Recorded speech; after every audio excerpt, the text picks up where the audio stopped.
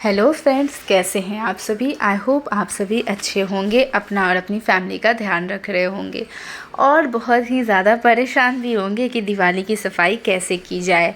तो बस आ गई हूँ मैं आप सबके लिए सॉल्यूशन लेके। मैंने अपने लिए कुछ रूल्स बनाए हैं जिनको फॉलो करने के बाद मुझे सफाई करना ना बहुत ही ईजी टास्क लगा है और बहुत ही अच्छे से मैंने बहुत ही कम टाइम में अपने घर की सफाई कर ली है। पूरे घर की नहीं की है, एक एक करके ही करूँगी।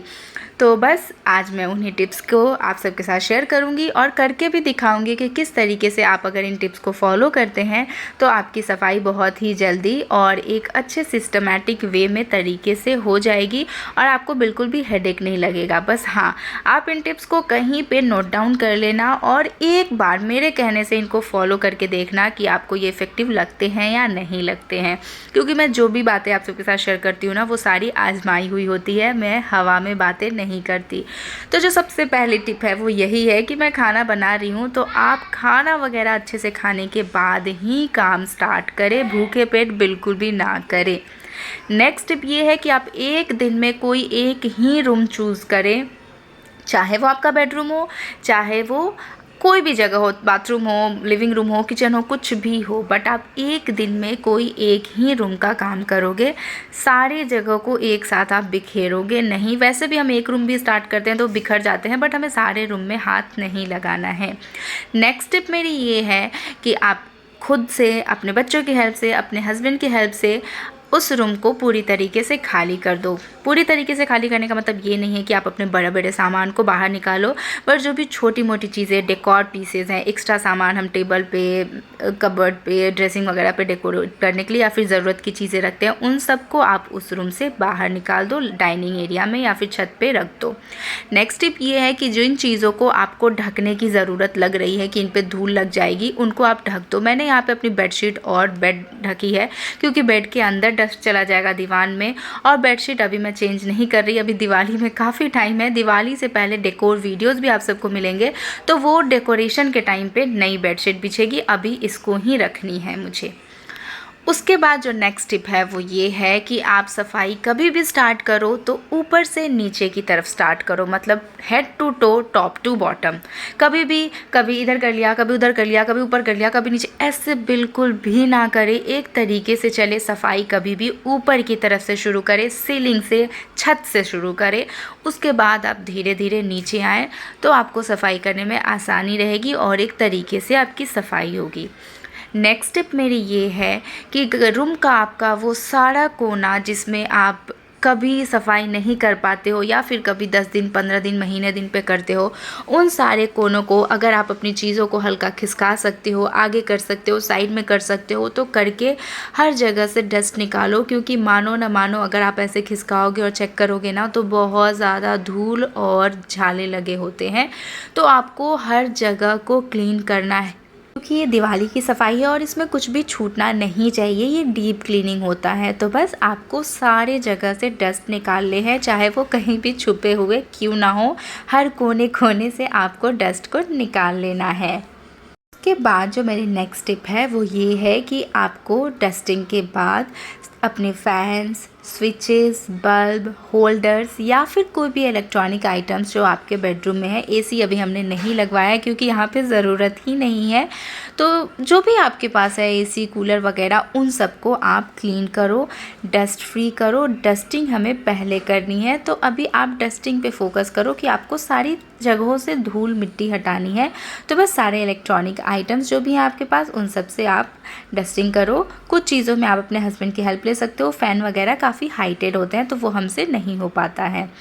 नेक्स्ट टिप ये है, जो भी आपने डस्टिंग वगैरह करी उसके बाद अगर आपको कुछ चेंज करना है अपने रूम में तो आप वो कर सकते हो। जैसे कुछ पेंटिंग वगैरह करनी हो, कुछ टेक्सचर वगैरह कराना हो या खुद से करना हो तो उस टाइप का आप कर सकते हो। मैं यहाँ पे अपने कबर्ड से टेप लगा था वो हटा रही थी, जो कि इनबिल्ट आता है जब हम ख़रीदते हैं तब।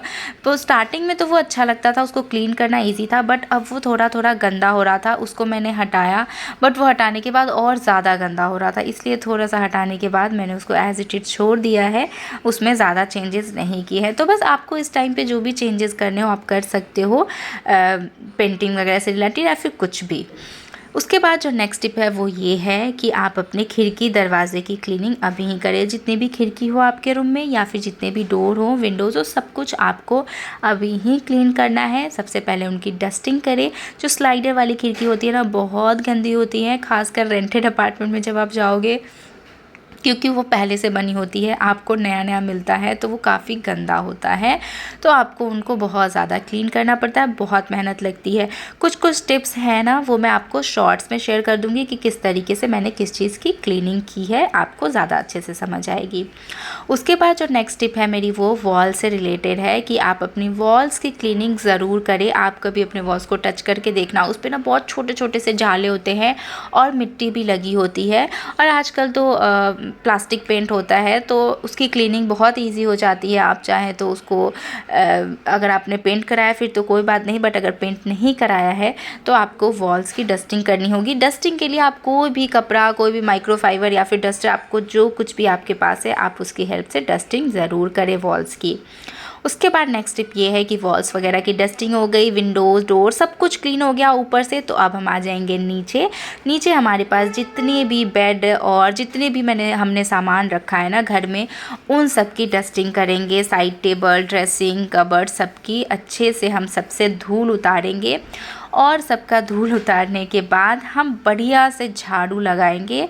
झाड़ू लगाने के लिए टिप ये है कि आप हर कोने से झाड़ू लगाओ। जैसे कि हमने डस्टिंग हर कोने से की थी ना, उसी तरीके से हर कोने से हमें झाड़ू भी निकालना है। और आप इतना सारा कचरा इसलिए देख रहे हो ना, क्योंकि मैंने अपना डस्टबिन भी खाली किया है। मैं एक छोटा सा डस्टबिन अपने बेडरूम में रखती हूँ, तो उसको भी मैंने यहीं पे खाली करके रख दिया है। इस वजह से आपको ज़्यादा पैकेट्स, रैपर्स वगैरह दिख रहे हैं। तो बस हमें बेड के पीछे से, बेड के नीचे से, साइड टेबल के नीचे से, पीछे से, ड्रेसिंग, मतलब जहाँ भी आपका एरिया हो उन सब के नीचे, पीछे, साइड, अगल बगल, हर जगह से अच्छे से आप सारे कचरों को निकालो और अच्छे से झाड़ू निकालो आप अपने रूम से। नेक्स्ट स्टेप, अब जब झाड़ू लगा लिया है हमने, सारी गंदगी अब साफ़ हो गई है रूम की, तो हमने जो बेडशीट बिछाई थी, जो हमने कवर किया था, उसको हम आराम से हटाएंगे। बिल्कुल भी आपको इनको यहाँ पे फेंकना नहीं है। आप इनको बालकनी में, छत पे या फिर ऐसी जगह जहाँ से आप उनको क्लीन करोगे वहाँ ले जाके रख दो। मैंने ऐसे ही झटकार के रख दिया है, उसको मैं वापस यूज़ करूँगी नेक्स्ट रूम जब हम क्लीन करेंगे तब। अभी मैं उसको बिल्कुल नहीं धुलूँगी। नेक्स्ट टिप ये है कि अब बेड वगैरह झाड़ने के बाद हम अब करेंगे क्लीनिंग। अभी हम कर रहे थे डस्टिंग, अब हम करेंगे क्लीनिंग। तो क्लीनिंग के लिए बस एक सॉल्यूशन मैंने रेडी किया है, जो कि मैं आप सबको बता दे रही हूँ। मैंने दिखाया नहीं है, उसके लिए सॉरी। कोई भी शैम्पू आप ले लो, जो आपकी एक्सपायर्ड शैम्पू हो या फिर कंडीशनर हो एक्सपायर्ड हो, जो आप यूज़ नहीं करते हो, आपको पसंद नहीं हो उस टाइप की, और लो आप पानी, उनको अच्छे से बकेट में मिक्स करो और कोई भी माइक्रोफाइबर क्लॉथ, ग्लव्स जो है आपके पास उसको लो और बस डिप करके निचोड़ के अच्छे से आप सफाई करो। आप यकीन नहीं मानोगे, इतनी अच्छे से सफाई होती है ना कि मैं क्या बताऊं आप सबको। आपका पूरे घर का सामान चमक जाएगा।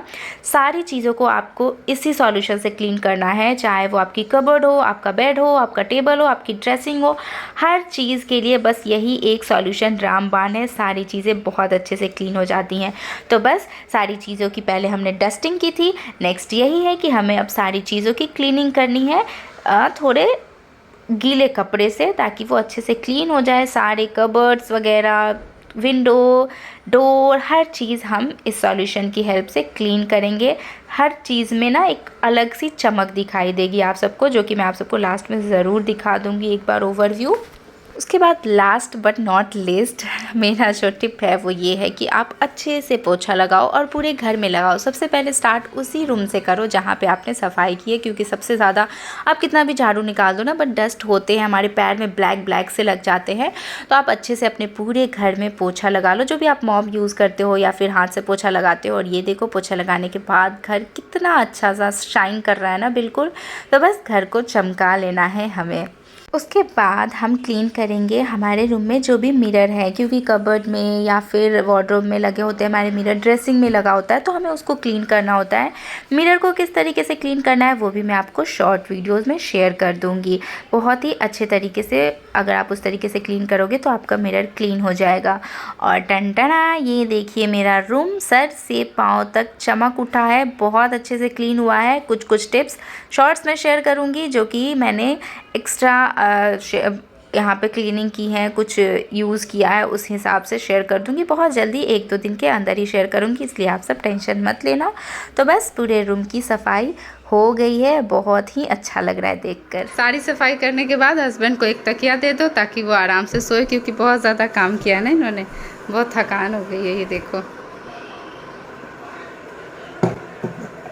घड़ी बंद है, ये बैटरी सब लाके चकाचक लग रहा है। अब आइए इतना एडवांस में कर दिए तो फिर अब टाइम कहाँ है?